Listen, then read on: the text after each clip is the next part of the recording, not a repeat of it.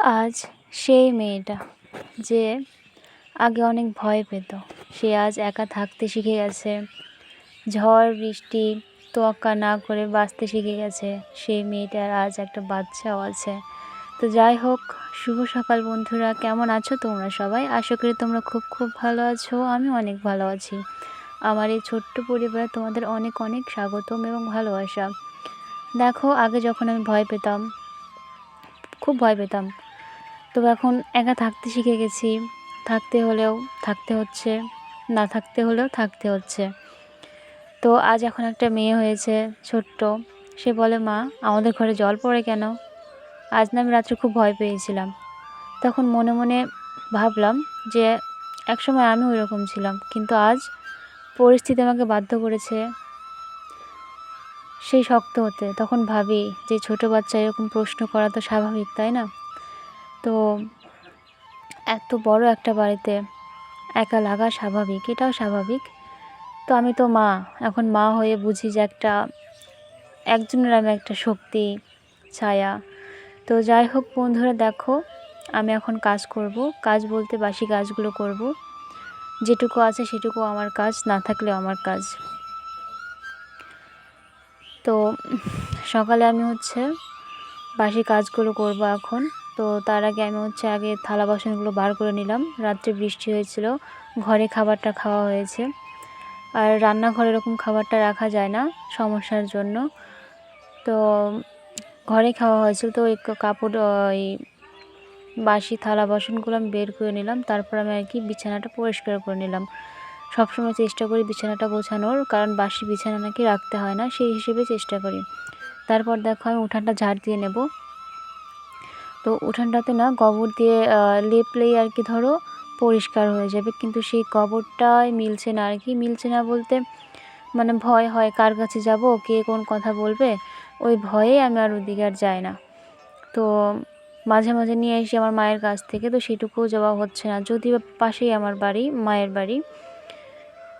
তো দেখো, মেয়ে ঘুম থেকে উঠে পড়েছে। আজকে একটু লেট হয়ে গেছে, মানে রাত্রে মা মেয়ে না খাটের উপর বসেছিলাম। তো সকালে উঠে যে স্কুলে নিয়ে যাব, মানে সেইটুকু ছিল না। ঝড় বৃষ্টি হয়েছে, ভয়েই ঘুম হয়নি। তো সকালে মেয়ে একটু লেট করে উঠেছে। তো মেয়ের স্কুল 7:50 পৌঁছাতে হয়। তোমার বাড়ির থেকে 9 কিলোমিটার দূরে, 9 কিলোমিটারই হবে। তো ভাবলাম যে আজকে তো হবে না যাওয়া, কারণ টিফিন করানো, মেয়ের জন্য একটু সিদ্ধ ভাত করে ওকে দিই, কারণ ওর অসুস্থতা থাকার কারণে আমি সকালবেলা ওকে মানে ভাতটাই দিই। সকালে মেয়ে ওষুধ খায়, তো ভাতটাই দেওয়ার চেষ্টা করে বলতে আমি দেই। আমি সকালবেলা ওকে অনেকে বিস্কুট ম্যাগি খাওয়াই টাওয়াই দেয়, আমি ওটা দিই না, অ্যাভয়েড করার চেষ্টা করি। কারণ যারা আমার পুরনো বন্ধুরা আছো, জানো যে আমার মেয়ের কী সমস্যা আছে, সেটা তোমরা খুব ভালো করেই জানো, আমি সেটা জানিয়েছি। আরও অনেক কথা শেয়ার করার আছে আমার মেয়ের অসুস্থতার ব্যাপারে।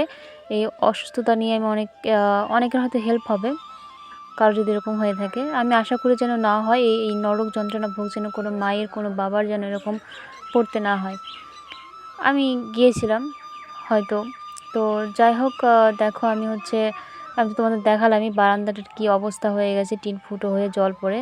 তো চেষ্টা করছি পরিষ্কার করে নেওয়ার, মানে আমি লেপে নিচ্ছি শুধু মাটি দিয়ে লেপে নিচ্ছি।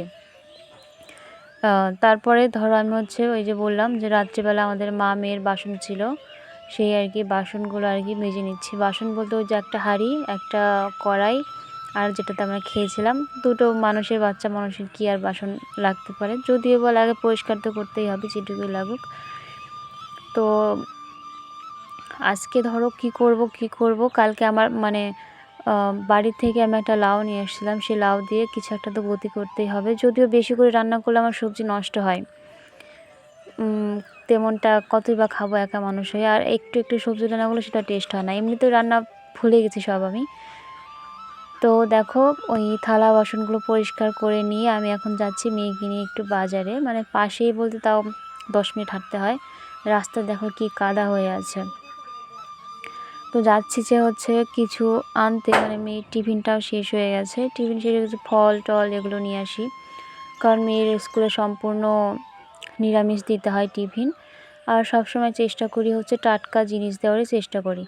ফল, একটু ধরো হচ্ছে সুজি করে দেওয়া, একটু ডালিয়া করে দিই, একটু গোলা রুটি করে দিই, এগুলো করে দিই। ওই জন্য দেখো আমি হচ্ছে কলা নিয়ে আসলাম, কারণ একটু অনেকদিন একটু কলা মুড়ি দিয়ে দিই, একটু কলা পাউরুটি একটু করে দিই, গরম সেক দিয়ে দিই, এইভাবেই করার চেষ্টা করি। তো মেয়েকে আমি অনেকে হচ্ছে দেখি যে রাত্রেবেলা করে রাখে পরে দেয়, আমি ওটা একদমই অ্যাভয়েড করি, কারণ ডাক্তার মানা করেছে। তো সবসময় চেষ্টা করি ওকে নির্ভেজালটাই দিতে। তো পরশুদিন থেকে মেয়ে বায়না ধরেছে, মা আমাকে রং তুলি কিনে দাও, রং তুলি কিনে দাও। তো সেই রং তুলি আজকে ফাইনাল কিনে দিলাম। কিনে দেওয়ার পর মেয়ে বসে পড়েছে ওইখানে আঁকাআঁকি করতে। ওখানে ওকে আমি ওইরকমভাবে বসায় রেখে এদিকে আমি রান্না করতে বসে গেছি, কারণ খেতে তো হবেই। তো আমি আজকে ভাতটাও যে বসায় দিয়েছি গ্যাসে, ওখানে বসিয়ে দিয়ে এদিকে আমি হচ্ছে আজকে রান্না করব হচ্ছে শসা ভাজি করব পেঁয়াজ দিয়ে, আর হচ্ছে লাউ দিয়ে ওই যে মাছ নিয়ে আসলাম, বাটা মাছ রান্না করব। যদিও বা সবজিটা পরে নষ্ট হয়ে যায়, খেতে পারিনি, ঠিক আছে। তো নষ্ট বলতে আমি পাশের একটা কাকিমা আছে, ওনাকে দিই, যেদিন বাঁচে, যেদিন সাধ্য মতো হয় দিই, কারণ বললাম যে একা খেতে পারি না, ওর বাবা থাকলে হয়ে যায় ম্যানেজ। তো একা একা না খাওয়ার ইচ্ছা হয়, না রান্না করার ইচ্ছা, শুধু আছে গেলে অজুহাত। তবুও মানে আমি যেমন তেমন খাই না কেন, ছোটো একটা বাচ্চা আছে, ওকে নিয়ে তো ভাবতে হবে, কারণ আমি মা হয়ে মানে ভালো লাগে না বাচ্চার মুখের দিকে তাকিয়ে। তা আমি একটা কথা ভাবি যে এই সময় হয়তো বা কোনো একদিন থাকবে না, চেষ্টা করি, লড়ে যাচ্ছি, হয়তো বা থাকবে না কোনো একদিন, সেই দিনের আশায় আছি, জানি না কবে আসবে। বিয়েটা হয়েছে আজ 6 বছর, 7 বছর পূর্ণ হতে চললো, অনেক লড়াই করে ভালোবাসাটাকে টিকিয়ে রেখেছি। তো অনেক স্বপ্ন, অনেক ইচ্ছা নিয়ে সংসারে এসেছিলাম, জানি না কত দূর কেমন কী করতে পারবো, জানি না ভাগ্যে আমার কী আছে। ভাগ্যটাকে বিশ্বাস করি এই জন্যেই, আমি অনেক দেখি যে যাদের রূপ নেই, গুণ নেই, আজ তাদের ভাগ্যের গুণে ঠিকই আছে, ভালো আছে তারা, হয়তো বা তাদের মধ্যেও অশান্তি আছে, কারণ বর্তমানে শান্তির বড্ড অভাব।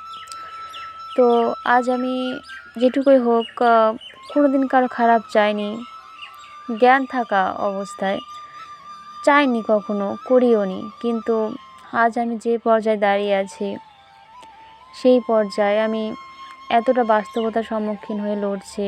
সবাই আজ ক্ষমতা দেখায়, ক্ষমতার চাপে রাখে আমাদের, তো সবসময় কথা শুনতে হয়। ভাবি যে একদিন হয়তো দিন আসবে, সেই বিশ্বাসটা আমার ভগবানের প্রতি আছে। তো জানি না কত দূর এগোবে, জানি না কর্মের ফল আমাকে কতদিন ভোগ করতে হবে, জানি না কবে দিন দেখব, জানি না কিছুই, সম্পূর্ণ সময়ের হাতে, নিয়তির হাতে ছেড়ে দিয়েছি। তো এদিকে মেয়েকে বসিয়ে দিয়েছি, বসিয়ে দিয়ে এদিকে আমি রান্না করছি, সবজি কাটছি, মানে রান্নাঘরে বারান্দা ভাঙা হলেও আমার কাছে স্বর্গ মনে করে থাকার চেষ্টা করি। মাঝে মাঝে মনটা ভেঙে যায়, কারণ এত তুচ্ছ ব্যবহার, এত তো যাই হোক, বাদ দাও। তো আমি আজকে সবজি রান্না করছি আর মেয়ের সাথে কথা বলছি, বাবু গায়ে লাগায়ও না, গায়ে দিও না, রং দিও না, কারণ রঙগুলো না মানে মেয়ে হাতে নিতে নিতে একদম মুখের ভিতর ঢোকাই দেবে। এদিকে আমার মেয়ের এমনিতে পেটের সমস্যা, একটু মানে খুবই সেন্সিটিভ মেয়ে আমার, মানে শরীরে এত ইমিউনিটি পাওয়ার কম, মেয়েটার ইমিউনিটি পাওয়ার কম হবেই না বা কেন, কারণ বাইরে থেকে যখন ডাক্তার দেখিয়ে নিয়ে আসি, তারপর থেকে মেয়ের ধরো দুবেলা অ্যান্টিবায়োটিক চলে, সকালে 2টা, বিকেলে 2টা, এইটুকু বয়সে কতই বা ওর শরীরে কুলাবে বলো। তো একটু ছুতায় অসুখ হয়, একটু স্নান করা এদিক হলে হবে, একটু ধুলাবালিতে খেললে হবে, একটু নোংরা মুখে দিলে হবে, মানে ছুতায় লেগেই থাকে। তো ওই জন্য চেষ্টা করি, এত বকাঝকার পরেও হয়ে ওঠে না, এত কিছু বলার পরেও ও ধরো মানে শোনে না, ছোটো বাচ্চা তো মানে মানাতে পারে না, কেবল তো 3.5 বছর বয়স, কতই বা ওকে করব। তো যাই হোক, মা হিসেবে যেটুকু করার সেটুকুই করার চেষ্টা করি, কারণ আমি তো মনে করি যে ওর এই বয়সে আমরা তো খেলাধুলা করতাম, তখনকার জীবন ছিল আলাদা, এখনকার জীবন সম্পূর্ণই আলাদা। তো সেই হিসেবে একটু কেয়ার তো করতেই হয়, তবুও পারি না। তো দেখো, তখন তো রান্না করছিলাম, রান্না করতে করতে দেখি লঙ্কা নাই। তো তাতে বললাম যে গাছে মানে লঙ্কা আছে, দেখি দু একটা, কারণ আমি তো লঙ্কা খাই না, লঙ্কাটা আমি খুবই কম নিই, কারণ মেয়ের জন্য আমার লঙ্কা সেভাবে খাওয়া হয় না। কিনি না কেন, কিনি 10 টাকা লঙ্কা কিনলে আমার পুরো সপ্তাহ চলে যায়। তো এই সপ্তাহে আমি বাজারে যাইনি, তার জন্য আমার এরকম মানে টোকাটুকি করতে হচ্ছে। তো দেখো আমার আর কি বাগান, আমাদের মধ্যে অনেকে পালান বলে, তো জানি না কার মধ্যে কি বলে। তো আমি দেখো লঙ্কা ডাঁটা, তারপর দেখলে এই তো শসা, চাল কুমড়ো, আর অনেক কিছু লাগিয়েছি, পুঁই শাক, অনেক কিছু লাগিয়েছি, কারণ আমার গাছ লাগাতে মোটামুটি ভালোই লাগে। তারপরেও মানে একসময় মন ভেঙে যায়, সবার কথা শুনে ভেঙে যায়, কেমন জানি মানে ভালো লাগে না। তারপরেও ধরো ওই যে ভালো লাগা, কারণ না লাগলে কেমন যেন বাড়িঘর মরুভূমির মতো লাগে। তো এটার দায়িত্ব না কি কিছুই জানি না, জানি না কেন এমনটা হচ্ছে আমার সাথে। তো এখন কেমন জানি মনে হয় যে জীবনটা আজ মানে এমনটা না হলেও পারতো। কারণ কেমন যা চাইনি সেটাই আজ বেশি করে হচ্ছে। আজ আমি একটা বউমা হয়ে, হয়তো অনেক মেয়ের, অনেক বউমারই অনেক আশা থাকে তাদের সংসার, তাদের স্বামী সংসার নিয়ে, বউ বাচ্চা, শ্বশুর শাশুড়ি নিয়ে অনেক ইচ্ছা, অনেক স্বপ্নই থাকে, সবারই থাকে, সেরকম আমারও ছিল। সত্যি কথা বলতে মন থেকে বলছি, জানি না সেই কর্তব্য দায়িত্ব পালন করতে পারবো কি না। হয়তো বা তারা ক্ষমতার আজ দাখিল দিয়ে আজ তারা ক্ষমতা দেখাচ্ছে আমাদের সাথে, পিষিয়ে মারছে আমাদেরকে, জানি না কোনো একদিন বুঝবে কি না, মন থেকে বলছি একদম। তো যাই হোক, ভগবান সবাইকে সুবুদ্ধি দিক, কারণ সব কিছু আমি মনে করি ওনার হাতেই, আমি চাইলেও পারবো না। তারপর দেখো আমি লঙ্কা নিয়ে আসলাম, নিয়ে আসার পর এই চুলোতে অনেক দিন ধরে রান্না হয় না, আজকে মনে কি উদয় হলো গ্যাসটা কমের মধ্যে, যে আজকে চুলায় রান্না করব। তো দেখি যে চুলার মধ্যে না অনেকগুলো মাকড়সা বাসা, আগুন ধরিয়ে দেওয়ার পরও দেখলাম অনেক মাকড়সা আছে। পরে 2-3টা বলতে প্রায় সবগুলোই আমি বের করে দিলাম, কেমন একটা যেন লাগে, এত এত দেখায় কিন্তু তবুও পারি না, মানে নিজেকে, অনেকে যেরকম মাছ মাংস কাটতে দেখতে পারে না, হ্যাঁ কাটা দেখতে খারাপ লাগে, আমারও খারাপ লাগে, কিন্তু ছাড়তে চাই, কেমন জানি পারি না ছাড়তে। যায় না সেই সৌভাগ্য কোনো একদিন হবে কি না, যে একদম নিরামিষাশী, তো জানি না হবো কি না। তো যাই হোক, ওটা তো পরের ব্যাপার। কিন্তু বর্তমান যে সময়টা যাচ্ছে আমার, আমি, আমার মেয়ের, আমার সংসার, আমার স্বামীর, এরকম পরিস্থিতি প্রায় আছে, কম বেশি সবারই আছে। কিন্তু তবুও টিকিয়ে থাকার জন্য লড়াই তো করতেই হয়। বাস্তবতা, পরিস্থিতি যখন যে কোনো মানে মানুষ শিকার হয়, সে বোঝে যে বাস্তবতা জিনিসটা আসলে কী। কিন্তু আমি না, মেয়েটা এমনই ছিলাম, আজ বয়স আমার কতই বা হবে, যেটুকুই হোক, কিন্তু এইটুকু বয়সে এসে যা শিক্ষা আমি পেয়েছি, যা পরবর্তী জীবনে আমি পাবো, যা ভবিষ্যৎ নিয়ে ভাবি, সত্যি কথা বলতে আমি কখনো ভাবিইনি, কখনো আমি আশাই করিনি। আজ মনে হয় যে সত্যি কথা, বাবা মার কথা না শুনে সত্যি মনে অনেকটাই ভুল করেছি আমি। হয়তো বা ভালোবাসার মানুষকে পেয়েছি, সে অনেক দায়িত্ববান হয়ে গেছে, না সে আগের মতো। তো যাই হোক, আমি কাউকে কোনোভাবে দোষাই না, আমি দোষাই আমার পরিস্থিতিকে, সম্পূর্ণ দোষাই আমার পরিস্থিতিকে। মানে আজ জীবনটা এমন হয়ে গেছে, তো কি বলবো। আজ রান্না করতে করতে অনেকটাই গল্প করা তোমাদের সাথে হয়ে গেল। এই রান্না করব বলতে আজকে রান্না করব হচ্ছে, বললাম তো মাছ, বাটা মাছ নিয়ে এসে এগুলোই রান্না করব। তো বারবার দেখো জ্বালানিগুলো নিভে নিভে যাচ্ছে, কারণ নেভানেরই কথা, কারণ ওগুলা সব বাড়িরই গাছ, পেয়ারা গাছের পাতা, আম গাছের পাতা বৃষ্টিতে ভিজে গেছিলো উঠোনে, ওর সাথে বালি টালি লেগে আছে। তো যদিও বা আজকে রোদ্রে দিয়েছিলাম, আমি শুকানোর পরই জাল দিতে লেগেছি। আর ওর সাথে পাটকাঠি না দিলে হবে না, যা আমাদের ভাষায় শোলা বলে, তো অনেকের ভাষায় অনেক কিছুই বলে। তা আমি দেখো আজকে রান্না করব হচ্ছে মানে শশা ভাজি করব। শশা ভাজি করার জন্য আমি হচ্ছে ওই লঙ্কা কেটে দিলাম, আর হচ্ছে পেঁয়াজ কুচি কুচি করে কাটলাম, সাথে কালো জিরা ফোড়ন। আর হালকা হচ্ছে মাছের ডিম বের হয়েছিল, মাছের মধ্যে থেকে, বাটা মাছের মধ্যে থেকে ডিম বের হয়েছিল।